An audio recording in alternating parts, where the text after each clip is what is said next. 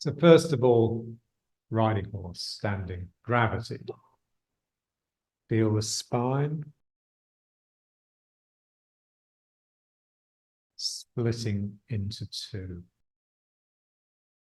So the spine becomes the legs. It's quite a magical point where it splits.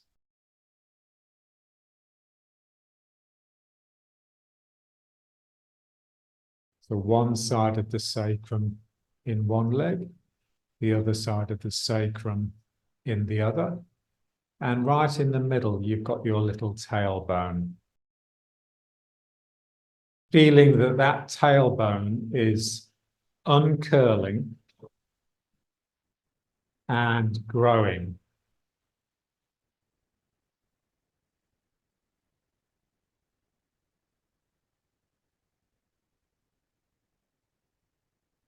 So what do I need to release in this area to allow this tail, which is normally bunched up, it's normally coiled up, allow it to release and get a sense of extending down between my legs.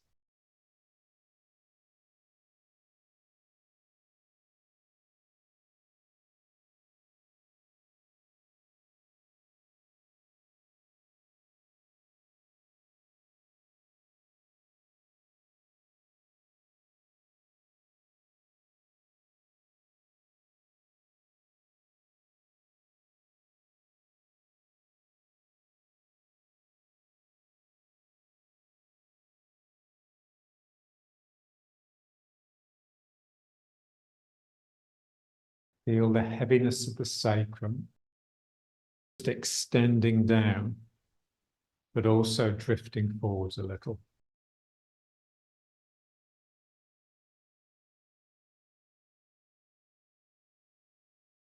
When it slots into the right position, you'll feel a release here and a sense of something lifting up from the heart.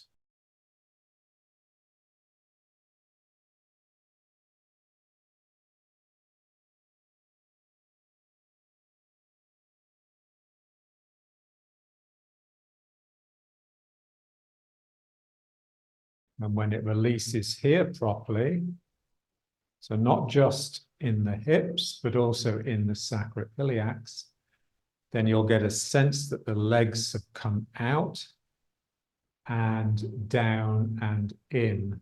This is what we call grabbing the ground. This feeling that the 2 feet are trying to move towards each other.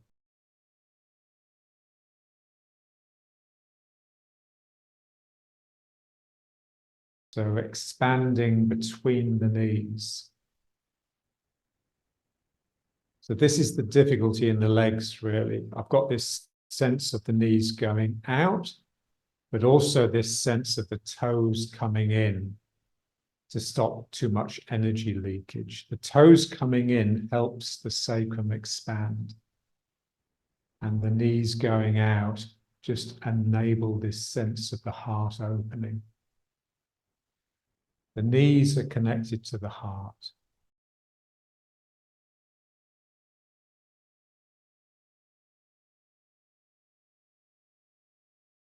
And now, opening up the arm.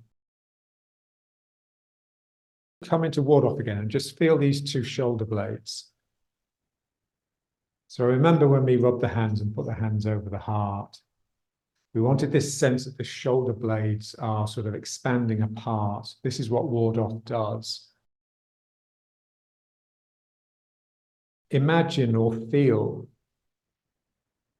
this wing, these 2 big wings that come out of your shoulder blades. So what I want to do is send this arm back like I'm catching that wing and just bring it around to the side like this. And then with this one, round and out. So now I have these 2 wings with my arms. And then I just bring them back round again.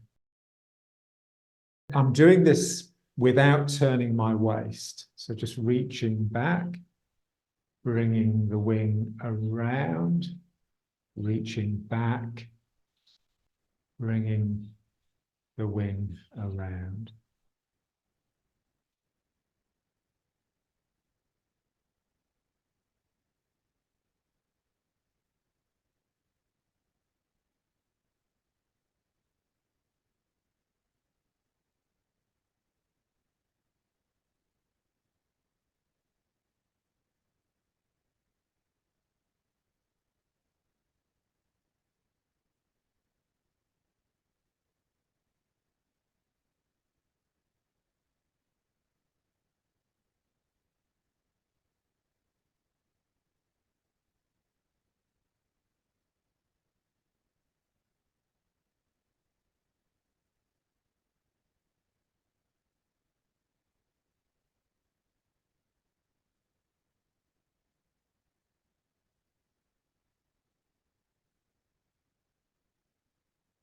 I'm reaching behind myself here.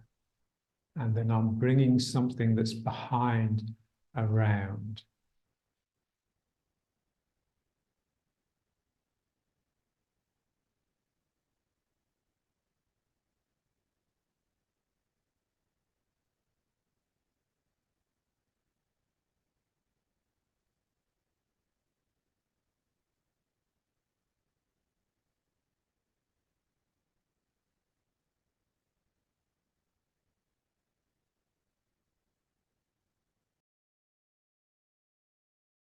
Really stretch it. So you're trying to keep the hand as far away from your body as possible when it's going out the side.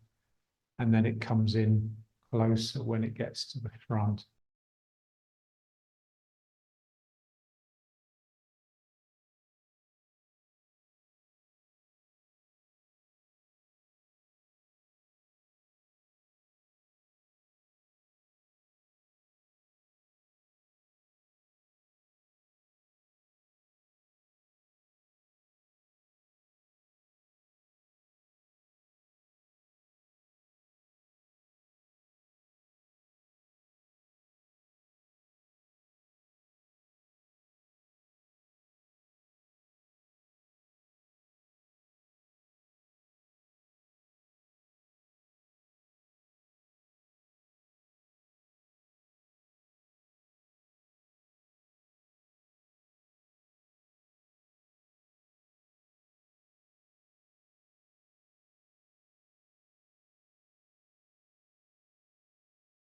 And then just back to riding horse.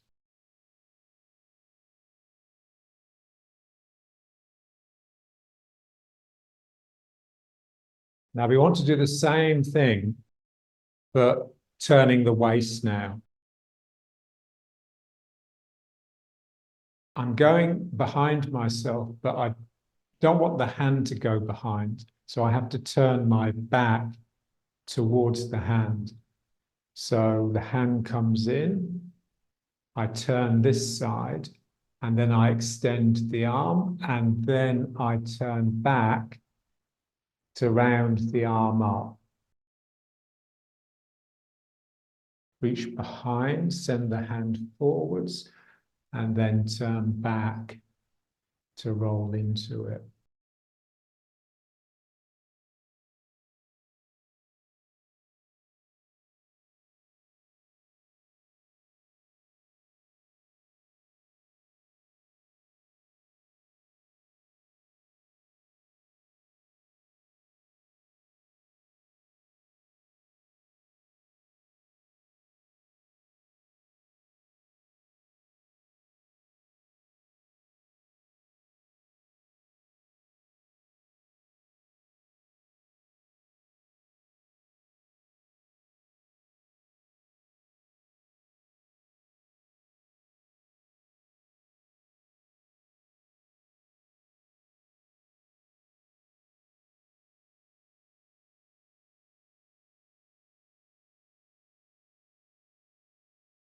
So when you catch the wing, you catch it with your little finger.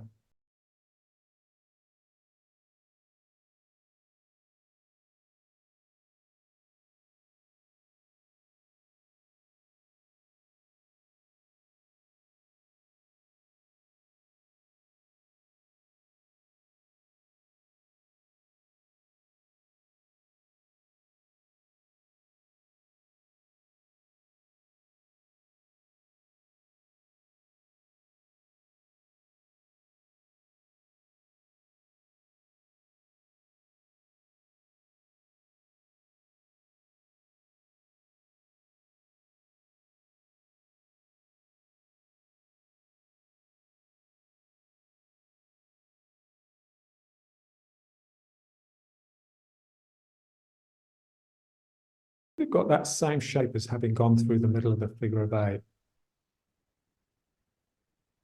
on the way down.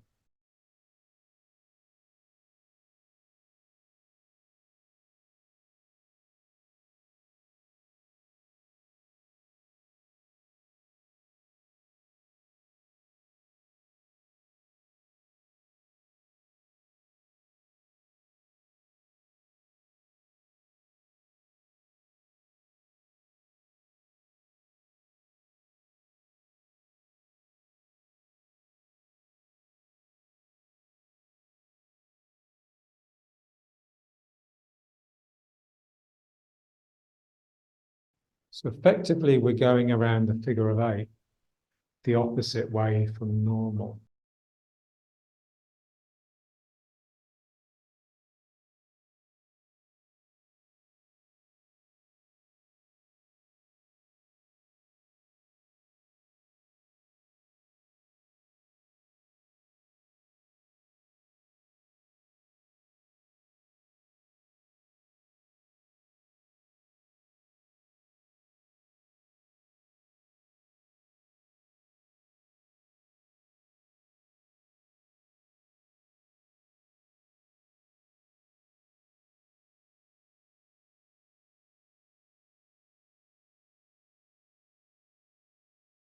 Back to riding horse.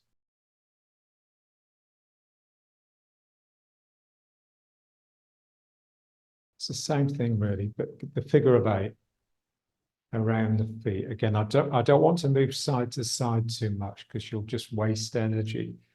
So it's all coming from turning and from really squeezing the mind out, squeezing the energy out of this point here and around the foot.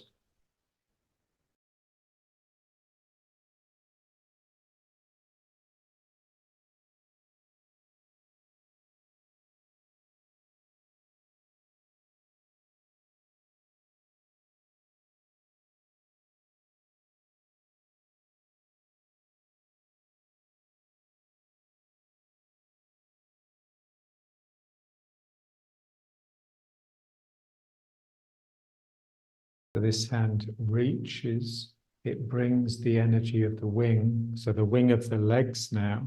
So I'm working on this point, these 2 points here, my groin. So I've taken the energy from the sacroiliac with the hand, the palm is facing out, and as I turn, the hand turns over and the middle finger points into the point of the opposite leg. That allows the sacrum, the sacroiliac, to open up, the feeling that the hip bone is just releasing away from the sacrum a little bit. That enables the energy to come out here at the back, this side of my sacrum, and then I catch it with this hand, bring it round, and then with my middle finger, I direct the tip of that wing into this point here. So this is how the figure of 8 works when it's revolving around the points, the dantian in your body. So this is the lower dantian.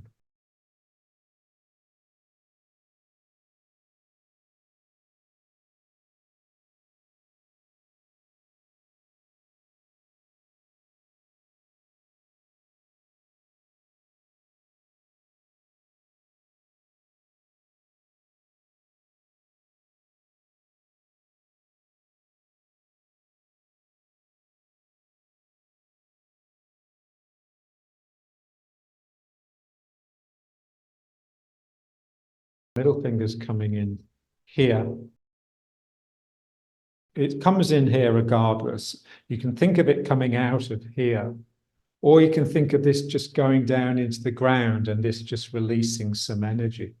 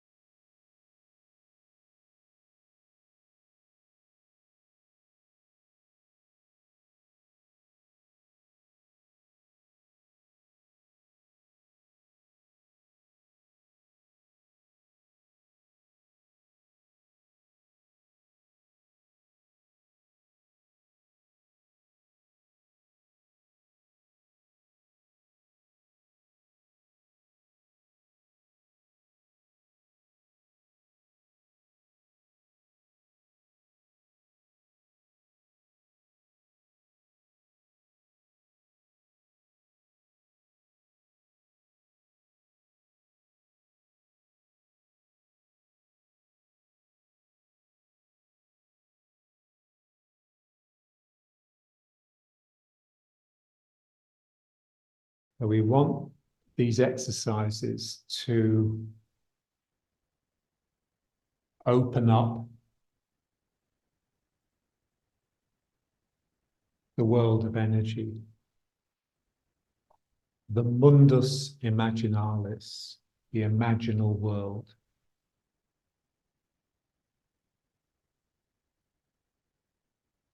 That means my mind has to become quiet. I have to be able to become still. And then this world of energy opens up and you just become charged. It's what Jung called the psyche.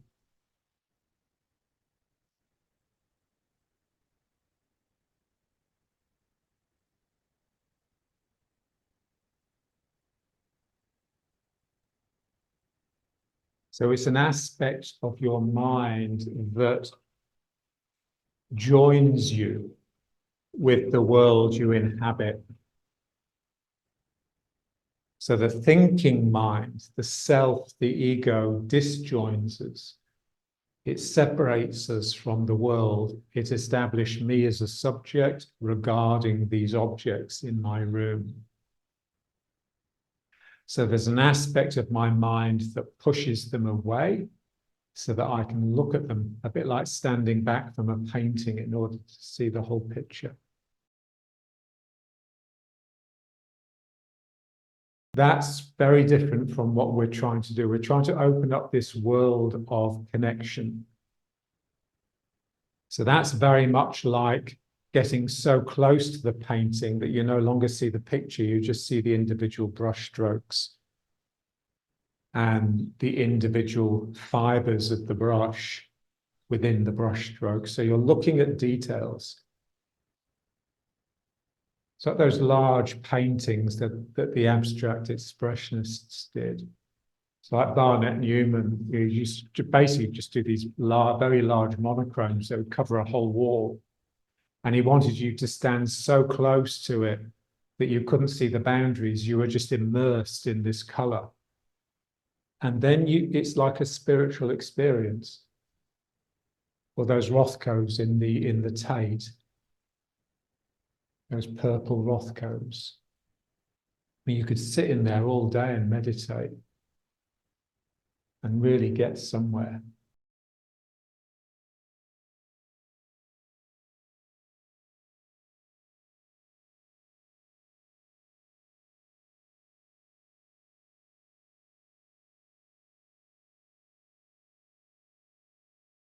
So you've got these wings coming out of your shoulder blades and just doing this movement. So your arms are really small compared to what's the energy that's working. And it's not your arms that's getting the energy working, it's the other way around. So my wing is coming out and that is dragging my arm along.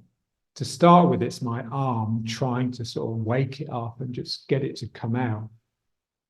But then there's this phenomenon we call switching, where it just switches from the material world into the energetic world.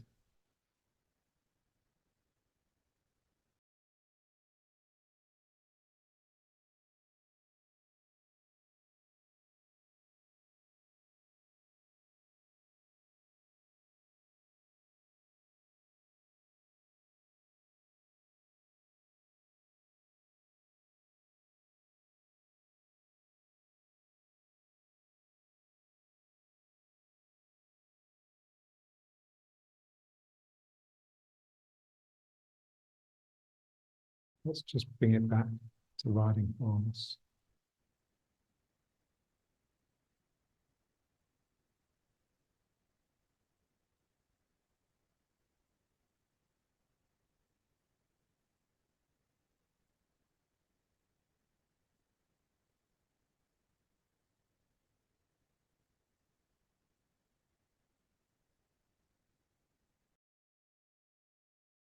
The last time I did my form with John, After we'd finished, he says, yeah, your form's really good, he says. You just need to bleed more. So that's really what he's saying, is there needs to be more energy. So this feeling that you're bleeding out into the world, and your energy is just touching the things that surround you. And then they will do the same. A part of our mind that stands back is pushing the world and forcing everything to withdraw into itself, even the inanimate objects. So when I can soften and just let myself bleed into my world, then I encourage the objects within my world to do the same. So we become conjoined. There's no longer much of a separation between me and that stool or that screen. And it's a different use of the eyes. So the eyes aren't focusing in order to see details. The eyes are just open and receiving information, and the brain hasn't yet processed it into objects. This is the feeling. It's like in the Castaneda books, where he's trying to teach, Don Juan is trying to teach Castaneda to see energy. And he just gets him gazing at this tree. And he says to him, don't look at the leaves, just become aware of the space that surrounds the leaves, this continuous space. So that's the feeling. You're not focusing on something in order to let it contract into itself and become something. You're expanding all the time. You're releasing and allowing the world to expand out.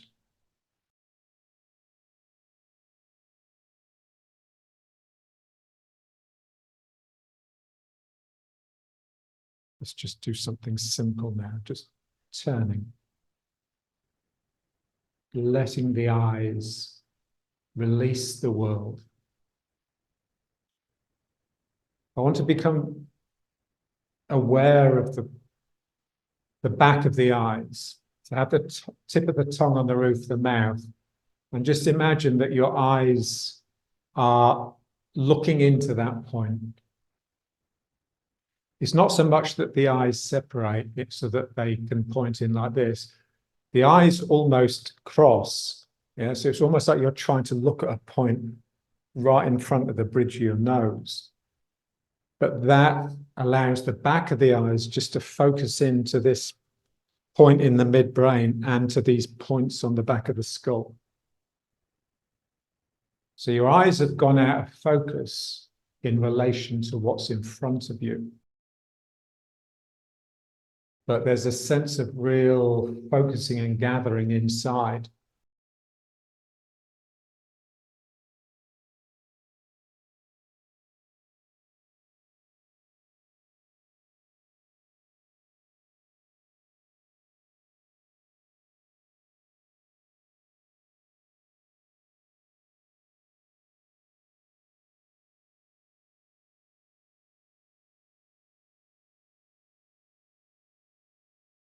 And then just feel you can take that point that's now in the middle of the brain, pretty much where your tip of your tongue is touching the roof of the mouth.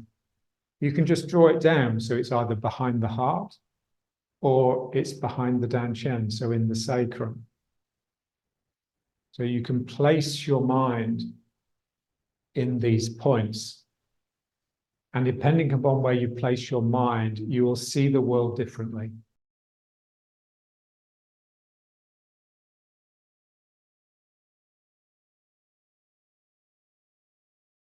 The last place we want the mind to be is where it normally is, which is with the self.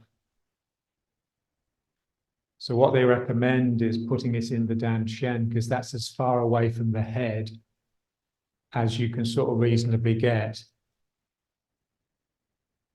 And then they say, you've got your mind down in the dantian, settled and quiet.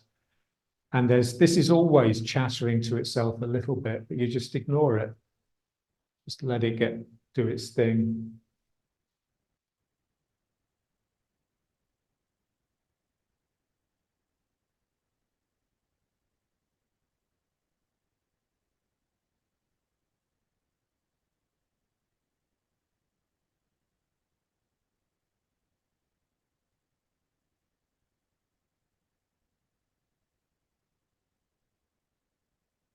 I think of that Mother Mira, the photograph I sent.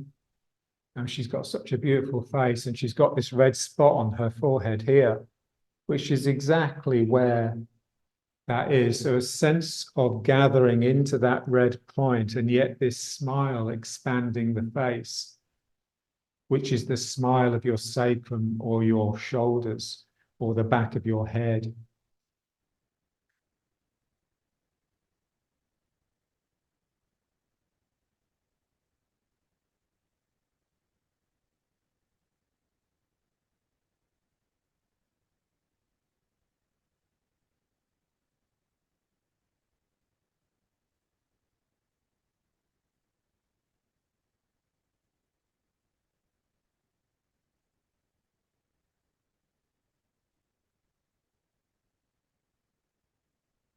And my old lady Tikva, who's dead now,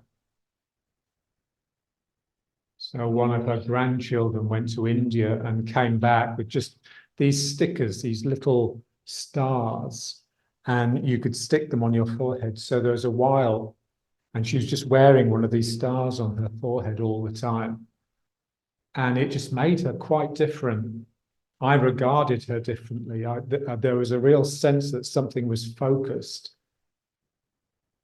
almost like she was seeing the world from that point rather than from her eyes.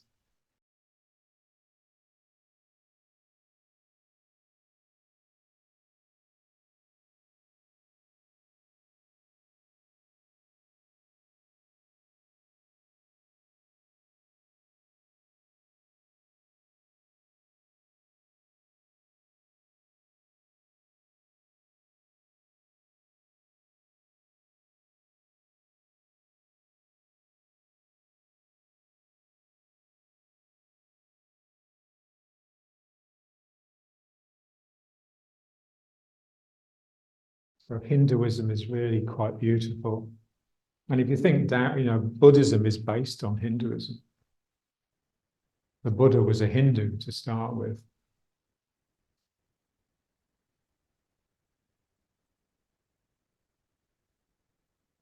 I remember John's father telling me, he said, if I wasn't a Catholic, he says, I would be a Hindu because it's just so beautiful. And I says, well, you can just become Hindu, drop the Catholicism. And he just looks at me and says, you can't do that. He says, you're born into your religion. You can't just let it go and adopt another one. And I thought, wow, he's thought about it a lot more deeply than I had.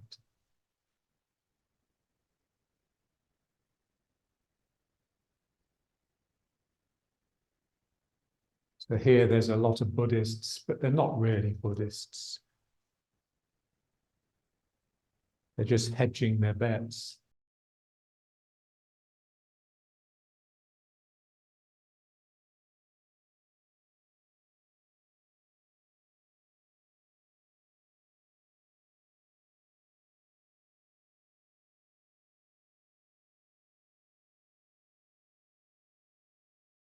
Don't look at the screen, just let your head go with the body. You're sinking in, down. You're not looking with the eyes.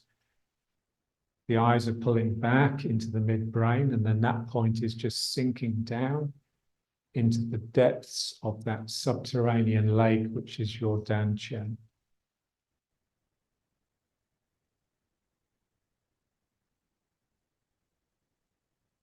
That's the centripetal, the gathering about the still center.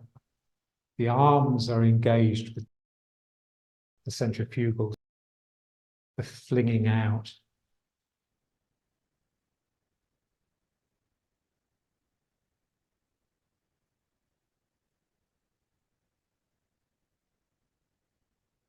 And now let's just try a little bit of this one. Rounding out. It's the same as this when we were doing to get into ward off. So I push forwards, and then I've got to somehow soften this point in order to yield before I go back. And so, whoa, this has to soften to come forwards, and this has to soften to go back.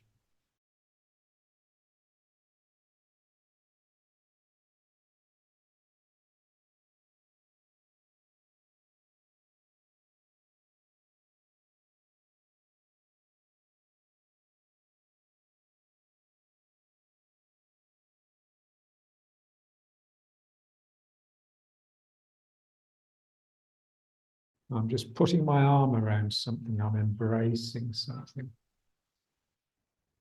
So it's just the same exercise really, but just a slightly different visualization. So when we were working on the wings, the arm was going back to pick up this wing.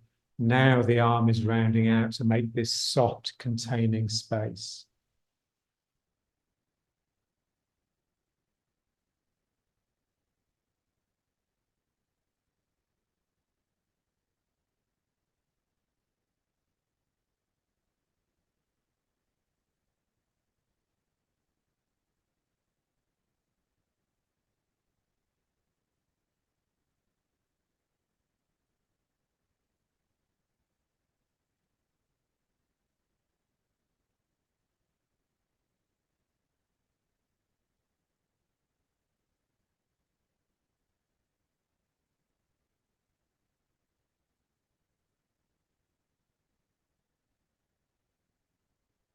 So the words contain and content, as in, peacefully happy, have the same root, basically the same word.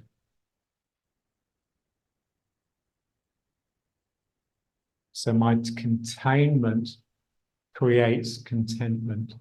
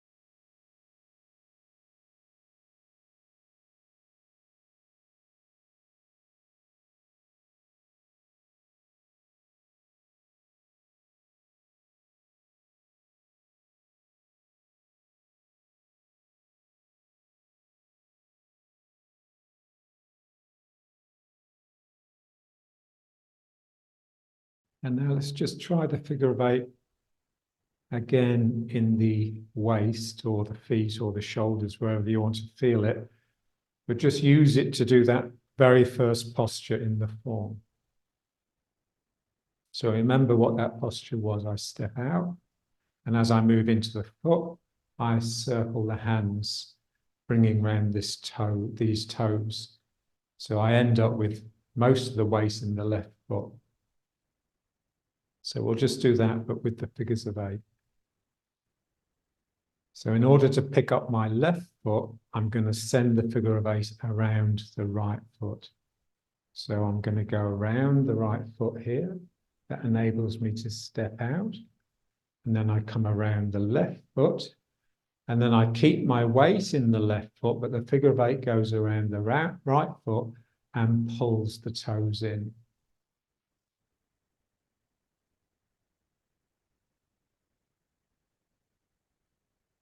So round the right foot, that enables the left foot to become free and step.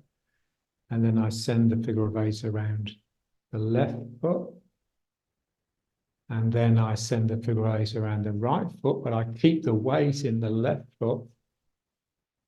And finishing.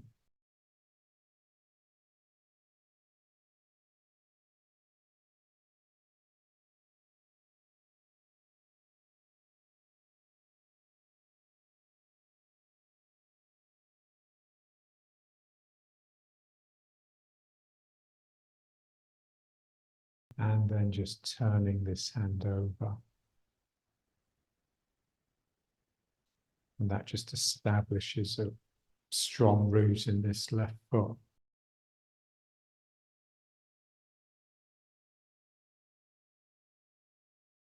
This is where it's useful to think of the hand that's coming across the body to help the one that's going out. Think of it going in down into the foot. So this hand is penetrating this point here in my groin, and the middle finger, it's as though it's reaching down the leg and into the ground. So that really strengthens the root so that this foot can come up, and then I step with that foot. And now the right hand comes across and penetrates down into this foot.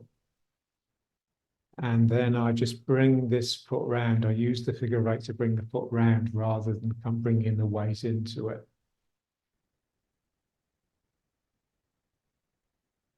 So it's quite simple. And the whole form, you can do the whole form like this.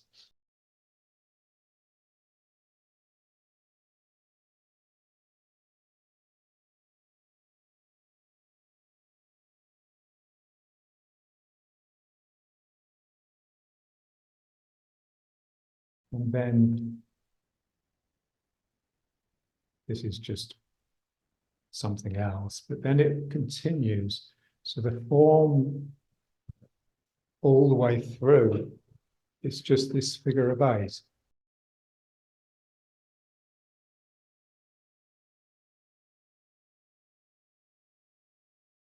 So each of the postures, some of them need a bit of tweaking, some of them don't really look like they're meant to.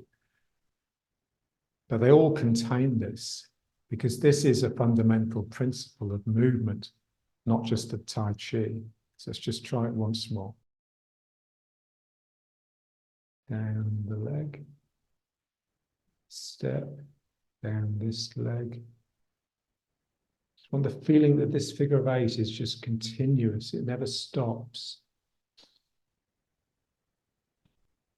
If anything, this is where it stops, but we can adjust this to be more of our figure of 8. So into this leg, into this leg, into this leg here. And now this hand here that's come up with a ward off, first of all, it has to go into this point here, and then it can settle into ward off.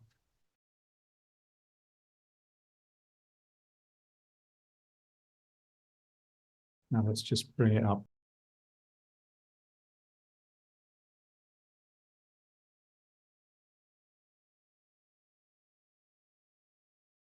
So this exercise is just so useful.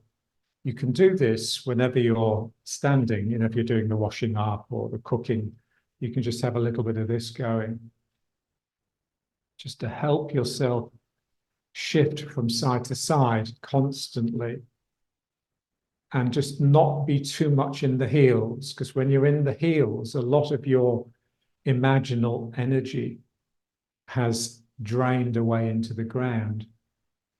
So here we're just keeping that fizzy energy that's just reaching out into the world, or we're just keeping it buoyant and active.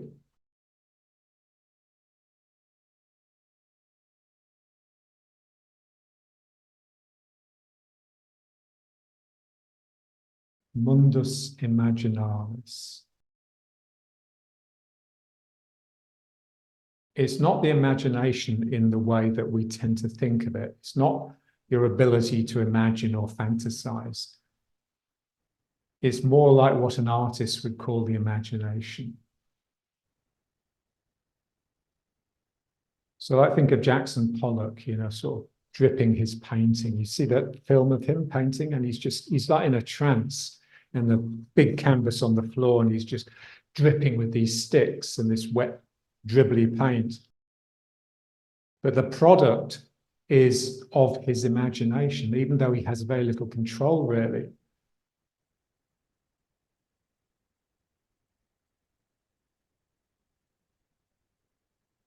So it's a creative process. You are selflessly, humbly setting up a generative process which opens up this imaginal world.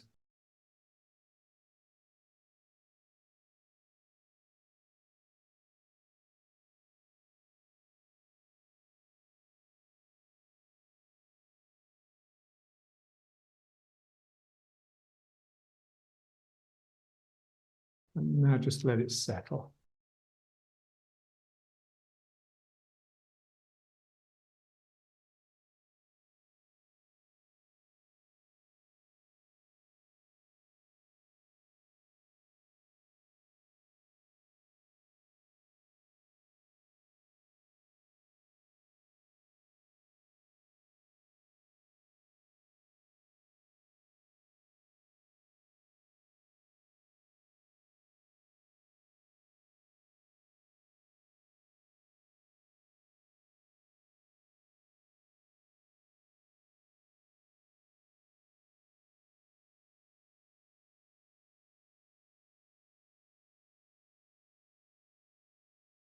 But the reason we talk to ourselves all the time is to maintain that shell, the shell of self that's hiding the kernel of the Buddha. You know, the Buddhists say, don't they? Each one of us is a Buddha. We just don't realize it. So right in deep inside, there's a little Buddha, but it's covered in all of this shit. And the job at hand is just to release that shit. So sitting there struggling to quieten the mind isn't really going to do it.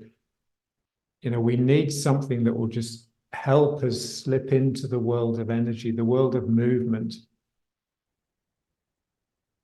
A movement that's independent of the object that's moving. So movement within my body, within my mind.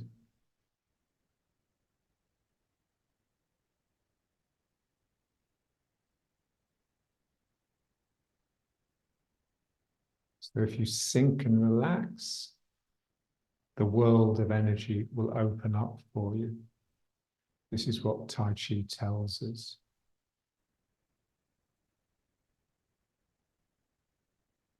And then when it does, you just realize that's so much more interesting than you are. I mean, you are the least interesting thing in the whole world.